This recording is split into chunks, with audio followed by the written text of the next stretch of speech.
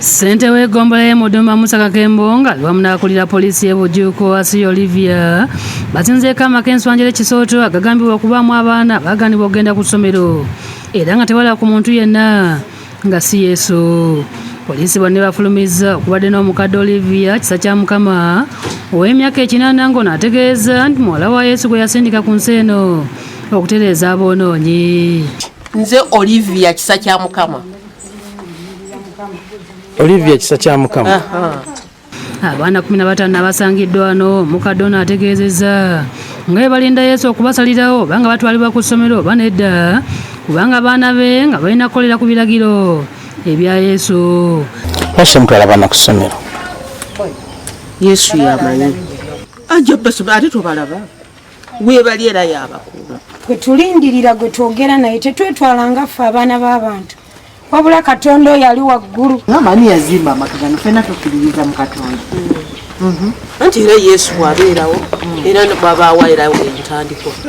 Tulindirira Mukama atuleetere basapoosi. Ono taata we yaani? Taata we ye Yesu yamuteekamu omukka gwassa. Omuntu waba talina ssente si kizibu. Ne Bayibuli twagala kedde okukwata abakyala bano n'abakadde bano tusobole okuzuula abatata b'abaana n'okuyamba abaana basobole okugenda mu maaso okusoma. Abawala basangiddwawo 6 batabukidde ab'obuyinza mwatuuse n'okujjukiza Osi agenda anoonya abatemu abatta abantu kifo ky'okubabuuza ebibuuzo. tetulina gwe tutemudde tetulina gwe tusse naye nga mu nsi muno mulimu abatemu tebabaleetera poliisi. Okinyezeza wa poliisi ne balagira mangu okulinnya Kabangali. Yambala nigi nazo olina oba kulinnya mulinnye. Muve mu kutya oba bujulizi mulinnye.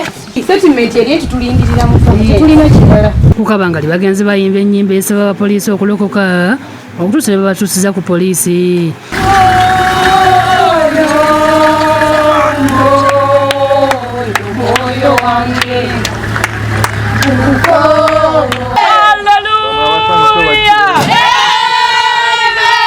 Osaakanze kubuuza gye bajja abaana bano nga bajuliza kimu Yesu.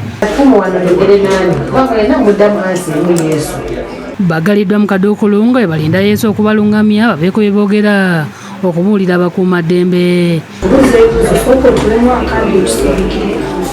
Abudu Muwonge yakusakidde eggulu eno ku Lwabukedde TV.